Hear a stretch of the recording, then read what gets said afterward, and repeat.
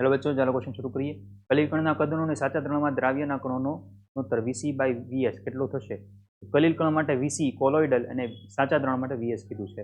હવે કલિલ કણોની વાત આપણે કરીએ તો કલિલ કણોમાં 10 એંગસ્ટ્રોમથી 10,000 એંગસ્ટ્રોમ હોય છે અને સાચા દ્રાવણમાં જોઈએ આપણે સાચા દ્રાવણ માટે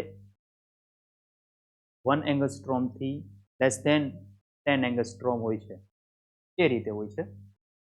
તો આપણે કદ માટે શું વાપરીએ છીએ? કોઈ કણનું કદ હોય તો 4πr³ જ હોય, એને ગોળાકાર ધારીએ તો અહીંયા 4πr³ ને અહીંયા 4πr' કહીએ. 4π કેન્સલ થઈ જશે, r ના છેદમાં r'. આ જે ક્યુબ છે એને આપણે કૌંસમાં લઈને 12 મૂકી દઈએ. હવે આપણે મિનિમમ જે છે એ આપણે ધ્યાનમાં લઈએ તો કલિલ કણ માટે કેટલું છે? 10 છે મિનિમમ, અને સાચા દ્રવ્ય માટે VS માટે કેટલું છે? 1 છે, અને અહીંયા ક્યુબ થશે. વધશે શું? 10⁻³ VC/VS = 10⁻³ એ આપણો સાચો જવાબ.